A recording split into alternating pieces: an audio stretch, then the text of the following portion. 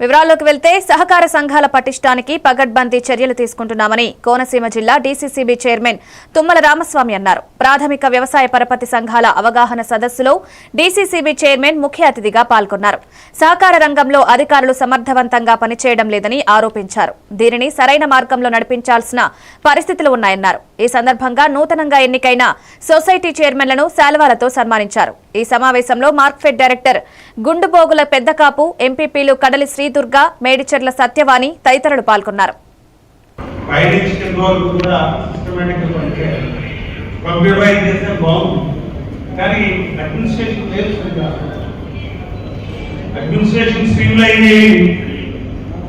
Deposits కూడా సరిగ్గా లేదు. 22 కోట్ల డిపాజిట్స్ మొత్తం అన్ని చూసినట్టయితే 22 కోట్ల డిపాజిట్స్ చాలా తక్కువ డిపాజిట్స్. లోన్స్ చూసినట్టయితే 200 కోట్ల రూపాయలు కట్టాల్సిందే.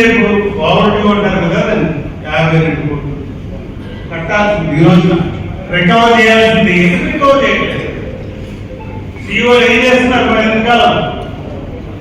ఇప్పుడు చైర్మన్ గా వస్తున్నారు. సరే, ఇంతకాలం ఏమైంది? ఎంత నిర్లక్ష్యం?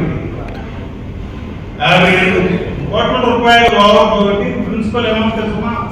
మరి చెప్తా ఉన్నాం మాట్లాడి మన ఐదు జాగ్రత్త సమాధానం కానీ లేకపోతే మన బీజేపీ నుంచి ఒక సొసైటీ ప్రెసిడెంట్ ఉండడం కానీ అదే రాష్ట్రం నుంచి పడినటువంటి ప్రెసిడెంట్ గారు కానీ చాలా సమస్యలు అడిగారు.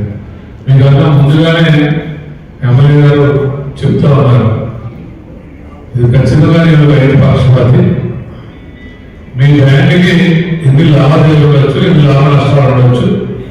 ఖచ్చితంగా ఏదైతే షేర్ క్యాపిటల్